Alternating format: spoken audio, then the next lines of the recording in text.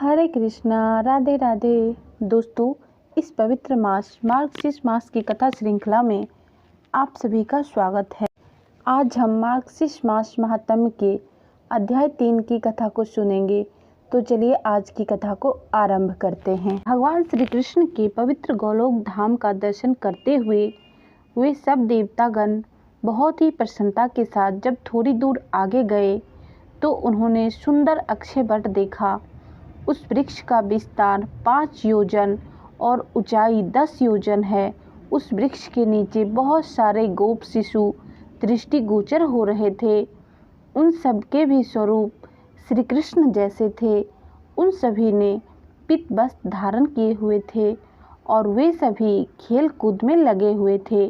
देवेश्वर ने उनके भी दर्शन किए और फिर वहां से आगे गए तो उन्होंने एक सुंदर महान राजमार्ग देखा जिसके दोनों ओर लाल मणियों से अद्भुत रचना की गई थी। उस मार्ग पर रत्नम विश्राम मंडप बने थे और वहां पर चंदन, अगरू, कस्तूरी और कुमकुम से जल का छिड़काव किया गया। पल्लव, लाजा, फल, पुष्प, दुर्वा और सूक्ष्म सूत्र के गुथे हुए चंदन पल्लवों की शोभा बढ़ा रहे थे। खेल कूद में व्यस्त अनेक गोपियां उस मार्ग को घेरे हुए। बहुत सारे द्वारपाल उन प्रदेश की रक्षा कर रहे थे। उनके चारों ओर खाइयां थी और लाल रंग के परकोटे से घिरे हुए थे। इस सुंदर मनोरम प्रदेश का दर्शन करके वे देवतागण आगे गए। उसी क्षण उन्हें राशि सबरी श्रीमती राधा रानी का आश्रम देखा। नारद देवताओं की आदि देवी गोप शिरोमणि श्री राधिका का वह निवास स्थान अत्यंत सुंदर बनाया गया था। वह गोलाकार में बना हुआ था। उसका विस्तार 12 कोस का था। उसमें 100 मंदिर बने हुए थे और वह अद्भुत आश्रम दिव्य रत्नों के तेज से जगमगा रहा था। बहुमूल्य रत्नों के सार समूह से उसकी रचना हुई थी। कल्प वृक्ष उस आश्रम को चारों ओर से घेरे हुए थे। उसके अंदर सैकड़ों पुष्प उद्यान शोभा पा रहे थे। उत्तम रत्नों के बने हुए अत्यंत मनोहर छोटे छोटे कलश के समुदाय अपने तेज से उस परकोटे को उद्भाव कर रहे थे। उसे देखकर सभी देवताओं को अत्यंत आश्चर्य हुआ।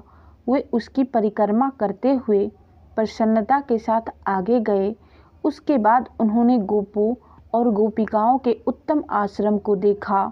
उनकी संख्या 100 करोड़ थी। इस प्रकार सभी ओर से गोप गोपिकाओं के संपूर्ण आश्रमों को और अन्य नए नए रमणीय स्थलों को देखते हुए सभी देवतागण गोलोक का निरीक्षण करने लगे। श्री राधिका की आज्ञा का अनुसरण करके परमेश्वर श्री कृष्ण की इच्छा से उसका निर्माण हुआ था। वे केवल मंगल का धाम था और सहस्त्र सरोवर उसे सुशोभित था। उसके बाद देवताओं ने अत्यंत मनोहर नृत्य और सुंदर ताल से युक्त रमणीय संगीत देखा जहाँ श्री राधा कृष्ण के गुणों का अनुवाद हो रहा था। उस अमृत तुल्य गीत को सुनकर सभी देवता मूर्छित हो गए और क्षण भर में चेतना पाकर मन ही मन श्री कृष्ण का चिंतन करते हुए स्थान स्थान पर अन्य आश्चर्यमय और मनोहर दृश्य देख रहे थे। कुछ गोपिका हाथों में मृदंग बजा रही थी तो कोई हाथों से बीना वादन कर रही थी।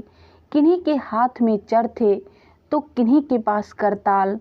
किसी के हाथों में यंत्र वाद्य था तो कितने ही गोपिकाएं रत्नम नुपुर की झनकार फैला रही थी जो भांति भांति के नृत्य का प्रदर्शन कर रही थी।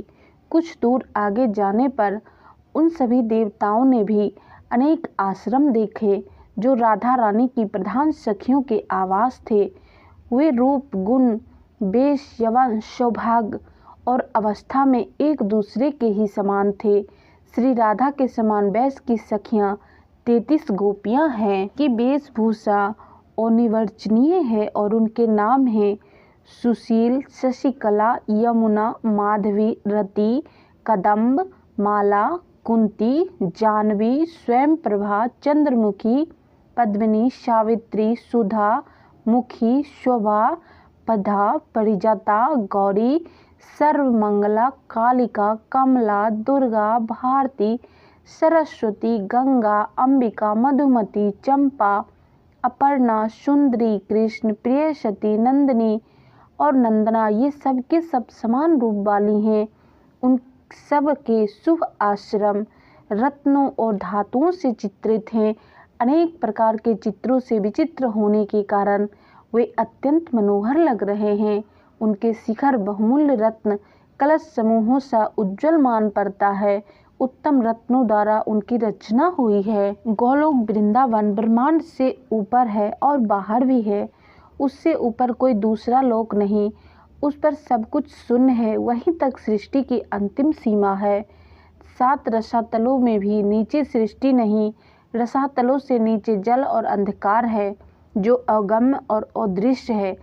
संपूर्ण गोलोक का इस प्रकार दर्शन करने के बाद तीनों देवता गणों में अत्यंत हर्ष हुआ और उसके बाद वे सभी श्री राधा के प्रधान द्वार पर आए और देवताओं ने देखा कि उस द्वार पर रक्षा के लिए परम उत्तम वीर भानु की नियुक्ति हुई है। वे रत्नों के बने हुए सिंहासन पर बैठे हैं और पीताम्बर पहने हैं। यह देखकर सभी देवताओं ने द्वारपाल वीर भानु के पास जाकर प्रसन्नतापूर्वक अपना अभिप्राय सुनाया। तब द्वारपाल ने निशंक होकर उन देवेश्वर से कहा, हे देवगण, मैं इस समय आज्ञा लिए बिना आपको भीतर नहीं जाने दे सकता।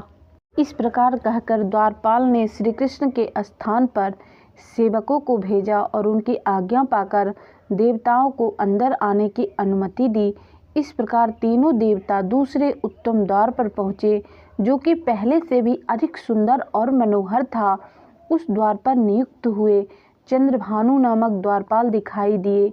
वे किशोर अवस्था के थे। उनके शरीर की कांति सुंदर और श्याम थी। 5 लाख गोपों का समूह उनकी शोभा बढ़ा रहे थे। उनसे बात करके सभी देवतागण तीसरे उत्तम द्वार पर गए जो कि दूसरों से भी अधिक सुंदर और मणियों के तेज से प्रकाशित था। वह द्वार की रक्षा के नियुक्त सूर्यभानु नामक द्वारपाल दिखाई दिए जो कि मुरलीधारी, किशोर श्याम और सुंदर थे। रत्न कुंडलधारी सूर्यभानु श्रीमती राधा और श्री कृष्ण के परम प्रिय और श्रेष्ठ सेवक थे। वो 9 लाख गोपों से घिरे हुए थे। उनसे पूछकर देवतागण चौथे द्वार पर गए। उन सभी द्वारों से विलक्षण रमणीय और मणियों की दिव्य दीप्ति से उजागर था। उस द्वार की मनोहर होता और बढ़ गई थी। उसकी रक्षा के लिए ब्रजराज वसु भानु नियुक्त थे। सभी देवतागण उनसे मिले। वे किशोर अवस्था के सुंदर और श्रेष्ठ पुरुष थे। उनसे पूछने के बाद वे देवतागण 5वें द्वार पर गए। वो हीरो की दीवारों पर अंकित विचित्र चित्रों से अत्यंत प्रकाशमान दिखाई दे रहा था। वहाँ देव भानु नामक द्वारपाल मिले जो कि रत्नम आभूषण धारण किए हुए थे और सिंहासन पर बैठे थे। 10 लाख प्रजा उनके साथ थे। उनकी आज्ञा लेकर सभी देवतागण आगे बढ़े। सामने छठा द्वार था। उसकी दोनों दीवारें वज्रमणि की बनी हुई थी और फूलों की मालाओं से सजी हुई थी। उस द्वार पर वज्रराज शुक्र भानु नियुक्त थे। उनसे आज्ञा लेकर सभी देवतागण आगे के 7वें द्वार पर पहुँचे जो कि पिछले सभी 6 द्वार से अत्यंत विलक्षण था। वहाँ द्वारपाल के पद पर श्री हरि के परम प्रिय रत्न भानु नियुक्त थे।